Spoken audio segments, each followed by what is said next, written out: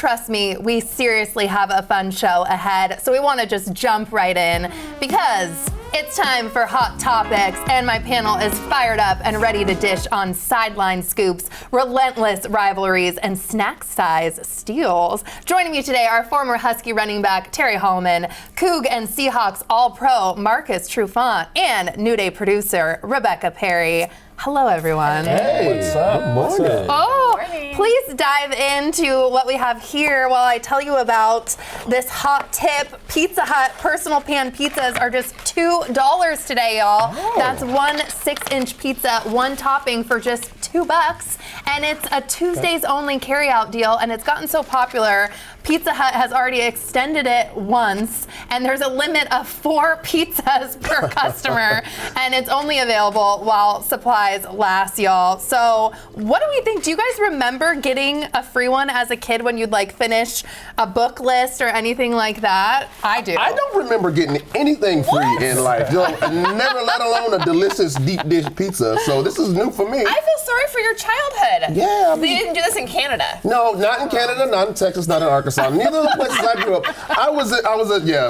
I'm sorry. Wow. My parents owe me something for this, right? Marcus, what about you? Do you remember anything about the pan, or was this just not big enough that it was ever going to be on your list? Like, you don't want that small of a pizza. Well, no, this absolutely works for me, and I will take anything free. And in Tacoma, yes, there was tons of free stuff going around, especially for kids, and like you said, it checks off for grades and maybe books and stuff like that. So yeah, man, I'm gonna ride with it. Terry, I don't know where he comes from and what he got going on, and he's the only one that's taking a bite. I'm gonna wait. What you waiting on, man? It is here for us, provided by New Day and King 5. Why not indulge? I do remember the free goods though, so this was right on time. Exactly, right on time. These were totally random, and I got the one that I wanted, the pineapple. So you you're did. welcome, everybody. I love pineapple on pizza, but is anyone not a fan? I'm not so much the pineapple guy. There's always one. So good. Not me. Yeah, I'm not in that category, man. I think, but it's delicious. The Hawaiian style, bacon and pineapple. A little salty, a little sweet. I think the way to do it though is a little spicy. You got to have jalapenos, pineapple, and pepperoni. Have you ever tried it that way? Because you might like it. Not really like that. For me though, I think we're just doing a little too much. Stay with the basics. You stay in the lines, and hey, man, everything's good. Everything is safe and good. Plain Jane True. That's what we call it. Plain Jane. Yeah. If it ain't broke, don't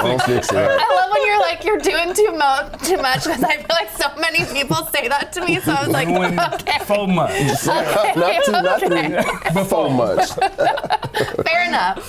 Next thing I want to talk about, though, you guys, the Seahawks training camp continues this week. What's the buzz around camp? Are you guys hearing anything about it? Because we have a completely new offense this year. Yeah, I think for me, that's the biggest buzz, is that everything is completely new about this offense. We have a new offensive coordinator. You have a new guy at the helm at quarterback, talking about Sam Darnold. You look at the wide receiver core, they are completely new. 2 of our top 3 receivers from last year are gone. We're talking about DK Metcalf and Tyler Lockett. So Jackson Smith and Jigba is now the old guy in the locker room in that position. So everything's going to be brand new for us. Yeah. Right. I think that's a good thing, though, right? Coming out and kind of being a surprise or even being the underdog, right? And maybe teams or fans not really expecting much, and you come out and you show up, man, and you make it happen. And me being on the defensive side of the ball, I think that's where a lot of the surprises are going to come in a good way, though, because I think we're going to be able to rush the quarterback, and that helps everybody on the team if you can make the other quarterback on the opposing team uncomfortable. So I think we're good. I think we're going to be real solid. So you think we'll be competitive this year? You don't see us as like a full-blown underdog where it's like a rebuilding type of year? Not at all, not at all. As long as you have a solid defense, and it appears that the Seahawks do have a solid defense. They have great players, they have great coaches, and they have a great philosophy that Mike McDonald has put together. You always have a chance, and so I think we're good. How difficult is it to learn a whole new system? Because I know both of you guys are obviously vets. For me, very difficult. Really? Very difficult. I played here for 10 years, and my last year, I went over to a team.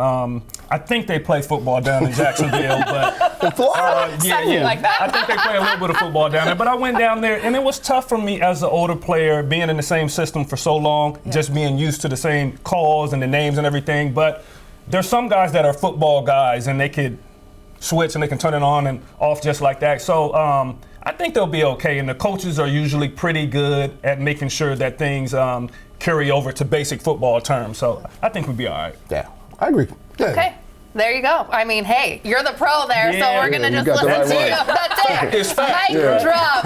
The Seahawks have also been teasing their new rivalries uniform, okay? And this is actually, we were not going to get the full reveal until August 28th, I guess, so we have to wait a little bit. But reports are in that will be a new version of their throwback uniforms. Here's a little video for the tease. The NFL is rolling this out on rivalries with just the NFC West and AFC East. The new uniform will be worn once during the season at a home game against a division rival, and in the Seahawks case, it will be against the Rams. I kind of felt like the 49ers. That's what I thought too. Like that's who I think of as our rivalry, but are the Rams our biggest rivalry now?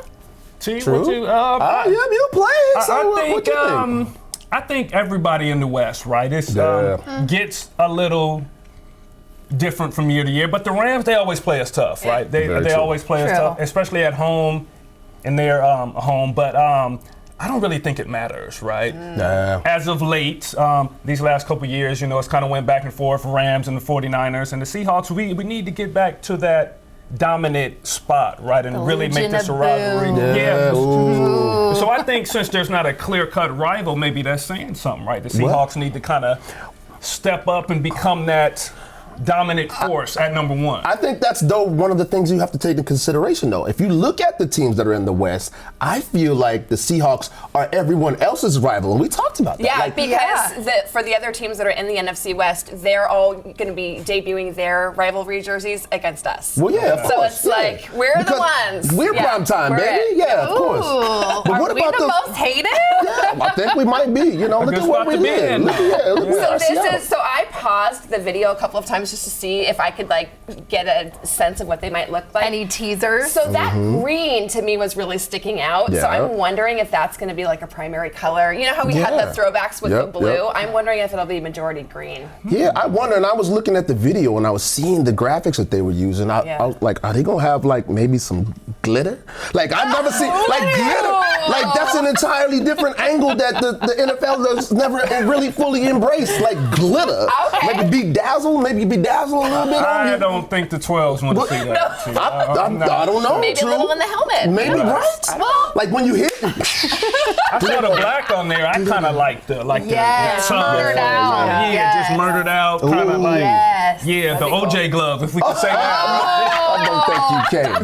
Okay, we gotta go to our last one too, you guys. Speaking of rivalries, you guys tell me about the celebrity softball tournament that just happened with the Cougs and the Huskies. because you guys are rivals all day, all along. Kind of. We're not necessarily fully rivals. We like to compete a little bit every now and then. A little bit. But yeah, you see me swinging the bat right there and holding the trophy of championship. That means we won. No competition. But yeah, we had a celebrity cats and dogs softball game in Kirkland to help bring awareness to the Junior Little League World Series softball. The young ladies that are playing softball, they've actually been playing this tournament for 25 years. Wow. And they have young ladies that come from all over the world, the Philippines, Czech Republic, South America, all across the United States. And we wanted to bring some attention to those young ladies and the incredible things that they're doing on the field. And they came here. They are here. Matter of fact, they don't just come here. They are here right now in Kirkland playing the World Series. So if anybody wants to get out there and check it out, it's open for you guys. But we did have an incredible game, right? True? You had some incredible celebrities. It was awesome. Yeah, I had a bunch of guys there, man. I had some ex-Seahawks there. I was playing catcher, and I had the great Jim Zorn. Jim Zorn. I recruited as our pitcher. So he was out there mixing it up and making it happen. Did he throw hard? He threw it pretty good. He's throwing it underhand. Underhand. It was underhand. Okay. But it was really good, though. I enjoyed it. He had Jim Zorn pitching, and I had Warren Moon coaching. So yeah, it was like Hall of Fame event. Yeah. So cheers to all of you. We're gonna drink some Coca-Cola because there is apparently something new and different coming. There is a Coca-Cola announced it will release a new Coke sweetened by American cane sugar this fall. This is seemingly a nod to the Health and Human Services Secretary's campaign against high fructose corn syrup. So can we taste the difference? And don't panic for anyone that still wants to buy regular Coke, you still can. But can we taste a difference? So this is the one. The plastic one is the regular Coke. And then this one is like Mexican Coke sweetened by cane sugar. Okay. All right. Which I always like better. I That's like, good old America. real sugar. America. Yeah, I prefer the Mexican Coke, to be So do honest. Maybe it's because it's out of the bottle. That's what I was gonna ask. Do I just like tastes it better I that way? And it's out of a So, straw. like, it's a little nostalgic, Yeah. and it's a little, but it is, it gets me like, taste it, right?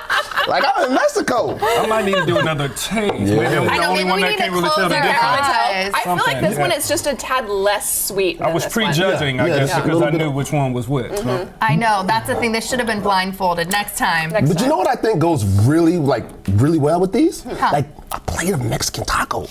Like some little carne asada. Chips and Of guac. course. Chips and guac. Yes. That's what Definitely set making that me off. hungry. No, We need it'll be American cane sugar in our version. Right, so I don't know if that's right. any different than this, but But I mean, it's I'm not mad at it. America. Let's go. Support the cause. We might need to be drinking these all day because earlier in the show we talked to an author about the infinite work day. It's basically the idea that technology and hybrid schedules make it nearly impossible to leave work at home now. Do you guys find it difficult to disconnect now?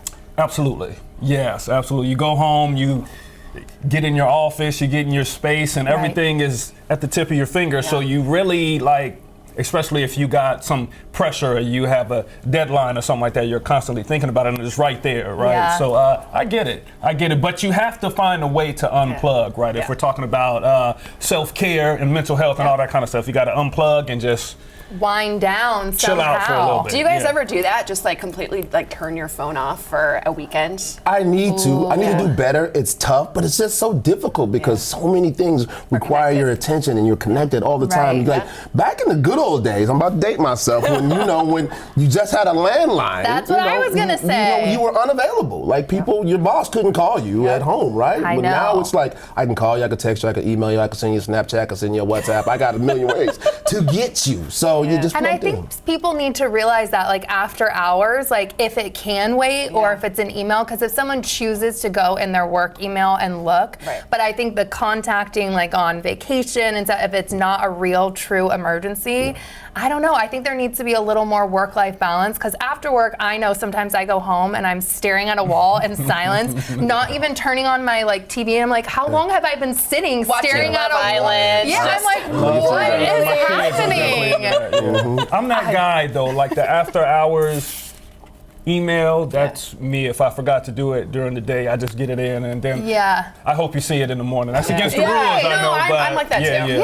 Yeah. Well, and people have different work schedules, so and different boundaries. Yeah, Different boundaries. absolutely. And speaking of the need for more professional boundaries, y'all, everyone in the world is transfixed on the cheating scandal between Astronomer's CEO and its HR director. You're seeing that right there. That happened at the Coldplay concert during a kiss cam moment. Both have since resigned, and now their company is cashing in, though, on the viral nature of the scandal by hiring Chris Martin's ex, Gwyneth Paltrow, as their new spokesperson.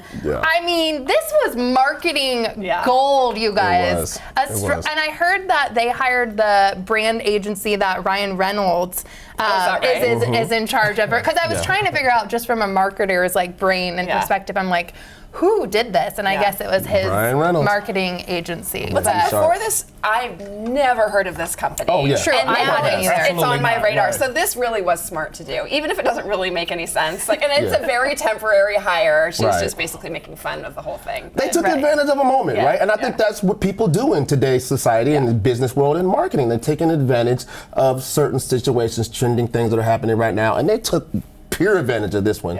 But I just gotta say that these people, this CEO and this HR director. Please talk about it. I'm like, let's go in on it. To talk about it a little bit. Yes. I mean, if you are going to have yourself a little side piece, you have to follow the protocol, right? It's not telling anybody out there. There is rules. Okay. Allegedly. Allegedly. What they say. Well, I was like, I feel like no, just because you've been at, sports, sometimes NFL players and stuff get bad rap. That's what they're saying. And so I was like, okay, I want to learn more. Right. No, I'm just saying, no, you like, for real, anybody. Like, why would you be outside and huddled up and huddled up? Go to a Coldplay concert. The way that he dove, he made it so much worse. He dove down, hiding, and she like turned, I was like, oh my gosh, you guys just like panicked. But have you ever seen a kiss cam at a concert? Like, have you ever been at a concert when they're like, like at a football game? It's really weird, right? So, see, my dream, because I'm single here, I'm like, I would love to be on a cam, not with like a person. You wouldn't want to be with yourself? A real person? Not just like a random. I don't want to happen. Yeah. That's my boyfriend. He just lives in Europe. You never see him. Oh my gosh. Anyways, before we go, Marcus, please tell me about your upcoming Trufant Family Foundation golf tournament. I want to know about all that. Yes, August 18th at the beautiful Newcastle Golf Club. We're going to be raising funds for the Trufant Family Foundation Scholarship Fund, and I'm partnering with the Believe in Me Foundation. It's going to be a great event, and this is actually my first inaugural golf tournament. I've been to a ton of them throughout my playing career and all that kind of stuff, but this is actually my first one that I'm putting on for myself. So I'm very excited. Of course, you can go to my IG, Marcus_Trufant, and I'll have all the information there. So please check me out and please support. Let's support these kids and help them with education. Yeah, what does your foundation do? Yep, we support education. We've been giving scholarships for a long time.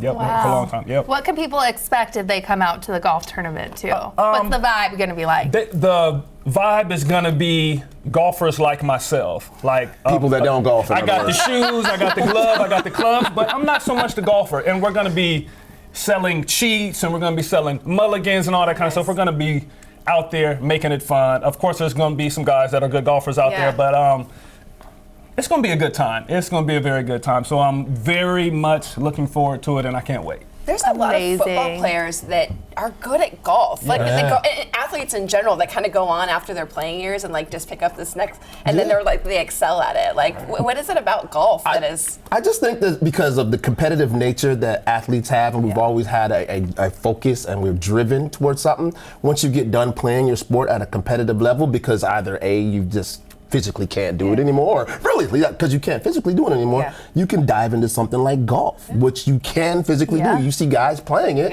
60, 70, 80 years old, right? So, that'll be fun. And it's a tough sport. I would say let's be careful, though. A lot of people that say they play golf, they're just out there playing. A lot of people aren't good at golf. It's an excuse to drink beer and cocktails, right? 100%. Be away from the kids for 5 hours. Thank you so much for being here, and thank you to you all for spending time with us today. You can check our website for more of our content, and you can always send us an email to share your thoughts.